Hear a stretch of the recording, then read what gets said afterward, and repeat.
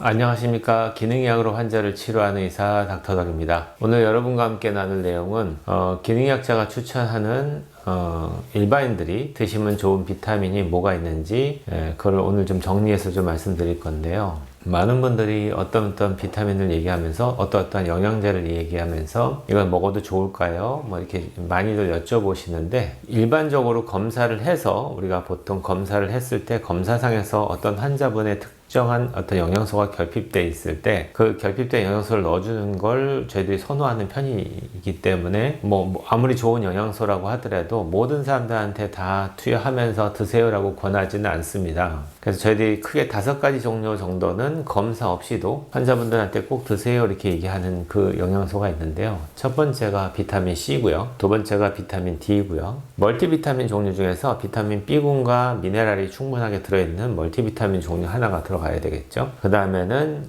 유산균이 들어가고요. 그 다음엔 오메가3가 들어갑니다. 제가 말씀드린 5가지 영양제를 제외하고 많은 영양제들이 더 많이 준비되어 있지만, 이런 것들을 검사 없이 무조건 좋다고 다 드시는 걸 권하진 않고요. 각각의 영양소별로 특별하게 어떤 필요한 환자군이 있기 때문에 그런 환자군한테는 추천을 드리지만, 그렇지 않은 경우에는 웬만해서는 음식을 통해서 우리가 섭취할 수 있는 영양소들은 음식을 통해서 섭취하는 게 가장 좋습니다. 기능의학자라고 해서 무조건 영양제만을 저희들이 선호하는 게 아니고요. 예전에도 제가 영상을 몇 편 올렸었던 적이 있을 건데, 그거보다는 우리가 식단을 통해서 섭취할 수 있는 거는 가장 좋은 영양소가 될 거고요. 그렇지 못하고 그럼에도 불구하고 부족해질 수밖에 없는 것들을 따로 보충하기 위해서 영양제를 쓰는 거거든요. 그래서 어떤 분들은 이렇게 물어봐요. 원장님, 제가 프로폴리스가 좋다고 해서 먹으려고 하는데 이거 먹어도 될까요? 이렇게 물어보시는데, 그런 분들한테 제가 비율을 한 가지 듭니다. 그런 분들한테 비타민 C하고 D는 얼마나 드세요? 이렇게 물어보면은 대부분은 여기는 신경을 전혀 안 쓰세요. 비타민 C도 하루에 1g 먹을까 말까 하고 비타민 D도 안 드세요. 그러면서 저에게는 프로폴리스를 먹어도 될까요? 이렇게 물어보신단 말이에요. 그렇다면 제가 이런 비율을 들어요. 어떤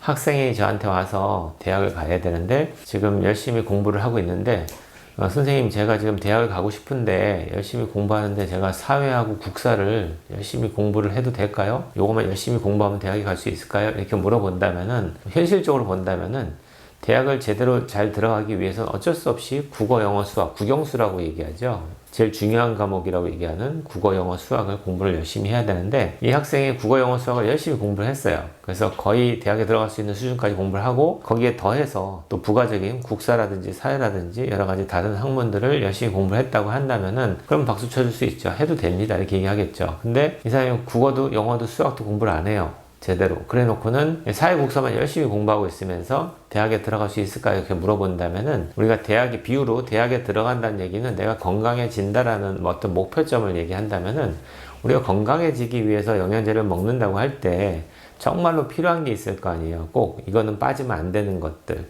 이런 것들을 열심히 하면서 부가적으로 프로폴리스 먹겠어요 이렇게 얘기한다는 걸 먹지 마세요 이렇게 얘기하진 않잖아요. 드실 수 있습니다. 근데 기능의학자가 적극적으로 추천해서 꼭 드시라고 얘기하는 영양제는 아닙니다. 이렇게 얘기하겠죠, 저는. 그렇듯이 비타민 C와 D가 얼마만큼 중요한지 제가 누누이 강조해 왔고, 또 앞으로 출간될 책에도 그게 내용이 들어있을 거니까 제가 예전에 올렸던 영상도 한번 더 보시고, 그 다음에 책이 출판이 되면은 그 책에 나온 비타민 C와 D에 관련된 여러 가지 정보들을 열심히 공부하시면서 이해를 하시면은, 최소의 레벨을 제가 정해놨고요. 그 레벨에서 위로 올렸다 내리는 거는 본인들의 어떤 자유로 해당이 됩니다. 예를 들어서 비타민C 6g이 하면은 6g만 먹으면 된다는 얘기가 아니고, 최소 6g 베이스라인을 잡으신 상태에서 내 몸 컨디션에 따라서 조금 떨어지거나 좀 감기 기운이 있거나 안 좋으면은 훨씬 더 많이 먹을 수 있어야 되고요. 많이 먹었다가 컨디션이 좋아지면 또 줄일 수 있어야 되고요.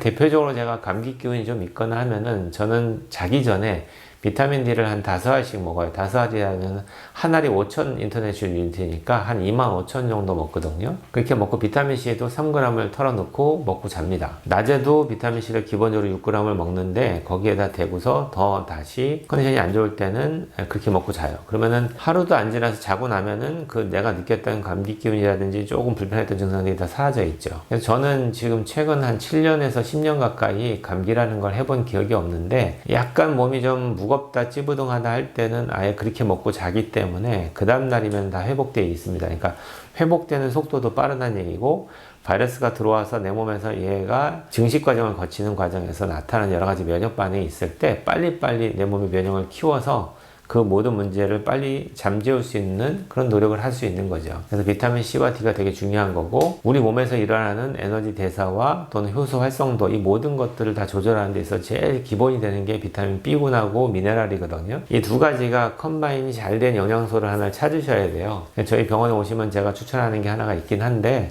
그거 말고도 인터넷상에서도 많이들 멀티비타민 제제가 많이 있죠. 그 다음에 제가 장관 면역이 되게 중요하다고 강조하는데, 내가 먹은 음식 속에 있는 영양소를 잘 분해를 해서 얘를 영양소로 흡수를 해야 되는데, 그러려면 장이 건강해야 되잖아요. 대표적으로 이제 소장과 대장의 기능을 정상화시키는 데 있어서 아주 좋은 여러 가지 영향을 주는 것들이 그게 바로 유산균이 하기 때문에, 유산균의 종류를 한 두세 가지 정도를 갖고 계셨다가, 저라면 정상적인 건강한 성인이라면은 한 가지 유산균을 계속 먹는 것보다 한 두세 가지를 갖고 있으면서 번갈아 가면서 드시는 것을 추천할 것 같아요. 장관 내의 건강한 어떤 상태라는 거는 좋은 유산균만 막 이렇게 증식을 해서 막 넘쳐나는 그런 개념이 아니라, 여러 가지 유해균도 있고 좋은 균도 있는데, 이런 것들의 밸런스가 잘 맞아서 조화롭게 다양한 균이 있는 게 제일 좋거든요. 그런 의미에서는 유산균이 나한테 딱 맞는 걸 찾는 것도 중요하지만, 찾았다고 해서 그것만 주구장창 먹는 게 아니라 그거에다가 다른 유산균들도 좀 컴바인해서,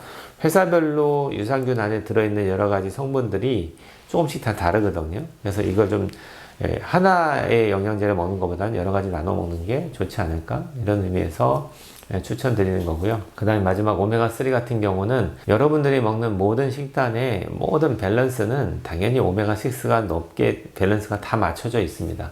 근데 우리 몸은 오메가3하고 6의 비율이 1대5 이하, 그러니까 낮을수록 좋은 거죠. 1대1까지 떨어지면 너무 좋겠지만 그건 불가능하고, 오메가3가 1이면은 오메가6는 5 이하 정도로 잘 유지하는 게 그나마 염증 반응이라든지 여러 가지 세포 건강에는 도움이 됩니다. 그러나 우리가 먹는 식단은 오메가6 위주의 식단이잖아요. 그러다 보니까 오메가3가 부족해지죠. 그래서 이 밸런스를 맞추기 위해서 오메가3를 먹어주면 좋다라는 거예요. 검사 없이도 모든 일반인이라면은 자기 건강을 위해서 챙겨 먹는 영양제라면 이 5가지는 저는 무조건 드시는 걸 추천합니다. 근데 이제 이거 외에도 저희 병원에 와서 검사를 하시고 나면은 검사상에서 자기한테 부족한 여러 가지 영양소가 보이잖아요. 그러면은 최소한으로 3에서 6개월 정도까지는 꾸준하게 부족해진 영양소를 보충해 주고, 나중에는 이제 충분하게 보충이 됐다고 하면 얘를 좀 뺄 수도 있겠죠.